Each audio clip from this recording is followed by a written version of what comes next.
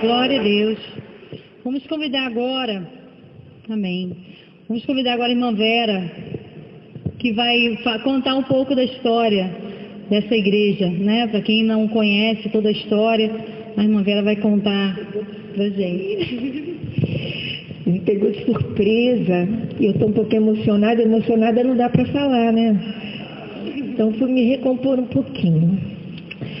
Bem, fazer um resumo do que é nascer uma igreja é complicado, é um pouco demorado, vou tentar resumir.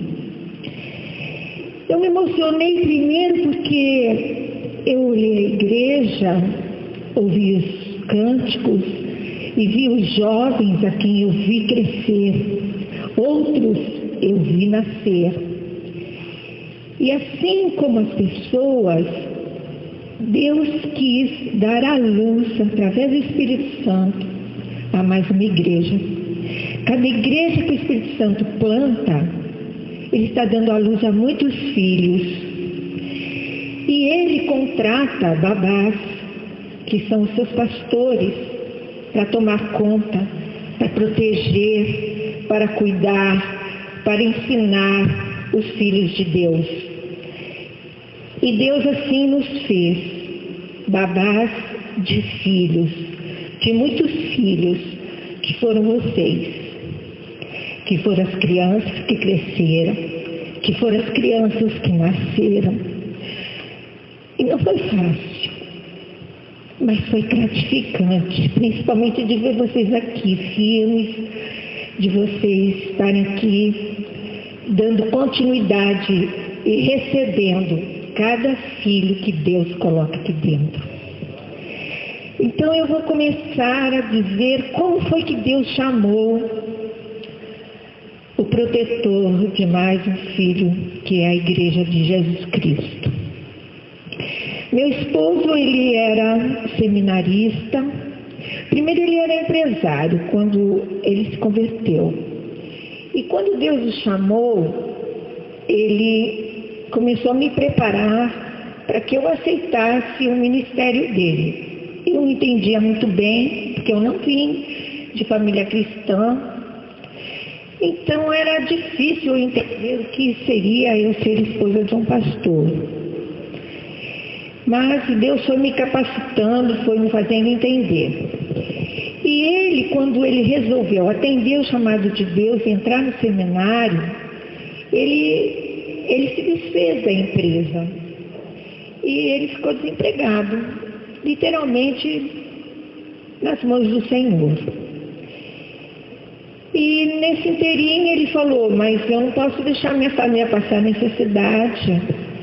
E ele então adquiriu uma van. E através dessa van, ele começou a trabalhar com turismo dentro da igreja, da primeira igreja batista de Niterói, transportando todos os grupos que vinham dos Estados Unidos, de vários estados de lá, que eles vinham para o reencontro, que é obras de assistência social. E ele conduzia esses grupos americanos, ele ia apresentando as congregações da primeira igreja batista, e ele era o drive, que era o motorista. Um dia, o pastor Fanini chegou para ele e falou assim, Carlos, você quer dirigir uma congregação? Ele falou, bom, eu fui chamado, então se esse é o meu primeiro convite, eu vou aceitar. E lá foi ele, sabe para onde? Para um asilo aqui em Itaboraí. Um asilo de velhinhos bem prejudicados, coitadinhos. E lá fui eu também. E fiquei apavorada. Porque eu falei, meu Deus, o que a gente vai fazer aqui com esses velhinhos? Numa capelinha. Eles escutam a gente, muitos são surdos. E eles ficavam dormindo no banco. Uma coisa complicada. E eu, meu Deus, meu marido é um homem inteligente. Como é que ele vai... Que obra que o senhor tem aqui para esses velhinhos? Eles já são crentes. Bem, mas aí a gente obedeceu, né? E eles cantavam muito mal. mal cantavam, aliás, eles acho que gemiam. E eu ficava apavorada, e o meu marido também, que a gente saiu de uma igreja tão gloriosa nos louvores, né? E meu marido falou assim, vamos orar, porque Deus tem que mandar alguém para o louvor, pelo menos para me ajudar. E oramos, mas oramos com muita vontade, Senhor, não é possível a gente ficar ouvindo, acho que nem eu só quer ouvir aqueles velhinhos mais. E ele mandou, ele honrou o nosso pedido, porque foi de súplica. E aí apareceu Rose, Edson e Suelen da garota, e lá vem o Edson, bem simples, aquele jeitinho calmo dele, e entrou lá e ele foi lá falar com o pastor, falou, pastor, sou que meu mãe nem era pastor ainda, era seminarista, a gente pode fazer um louvor? Ah, pode, irmão. A gente falou, vai ser melhorzinho, né? Aí ele foi lá no carro, pegou o violãozinho dele, foi lá pra frente, cantou. Quando ele cantou, chamou o Sério para cantar, aquela garota com aquela voz tão linda, e eu olhei pro meu marido e falei, eles não vão ficar aqui. Eles não vão ficar aqui. Ele, calma, aí eles cantaram divinamente, e aí meu marido foi lá falar com eles, perguntou como é que eles acharam a igreja, né? Aí eles contaram que moravam ali mais ou menos perto, né, Rose? E que foram conhecer. E ali Deus os trouxe milagrosamente, podem acreditar. E eles ficaram com a gente, sofrendo tudo o que nós passamos lá, que não foi coisa boa.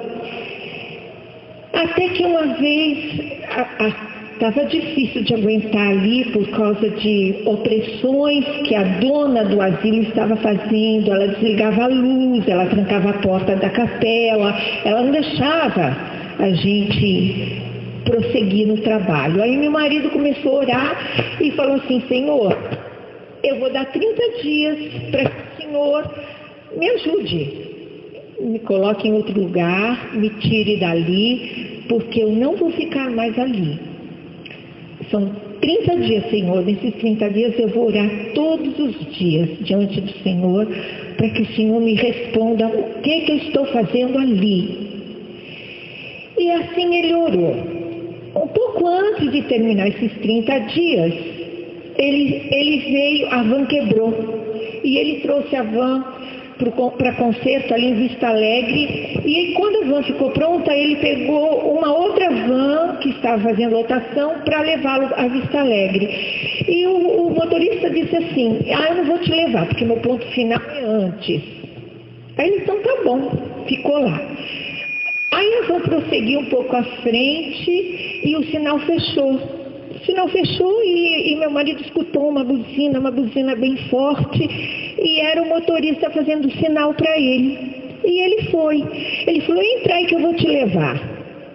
Então ele entrou, ficou lá atrás, chegou no ponto final, que era antes do ponto que o meu marido queria, desceu todo mundo, meu marido foi para frente.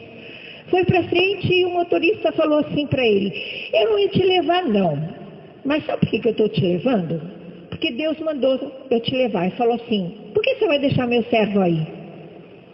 E ele tem outra coisa para te dizer. Aí ele falou, puxa, glória a Deus, porque eu estava mesmo precisando. E o que é que ele tem?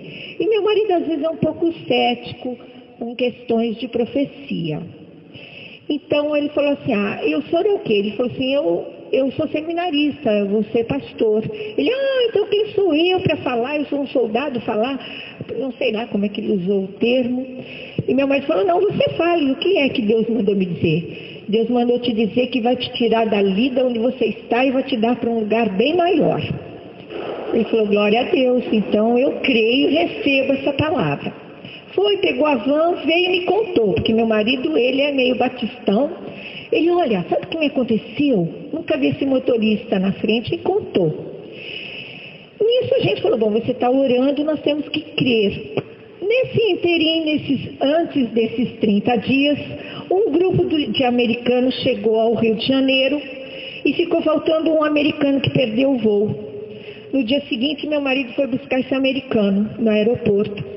E o americano veio falando com meu marido. Meu marido não fala muito inglês, mas ele entende mais do que fala. Mas eles se comunicaram. E ele falou que ele era um seminarista, que estava numa congregação, que era um asilo. Tá bom, levou o americano para lá. E quando ele tinha que ficar esperando os americanos fazer o que eles tinham que fazer, meu marido ficava lendo a Bíblia, fazendo trabalho de seminário, e esse americano observando ele. E um dia ele chamou a intérprete e falou assim: eu quero saber mais sobre o Drive. E aí ela contou, falou: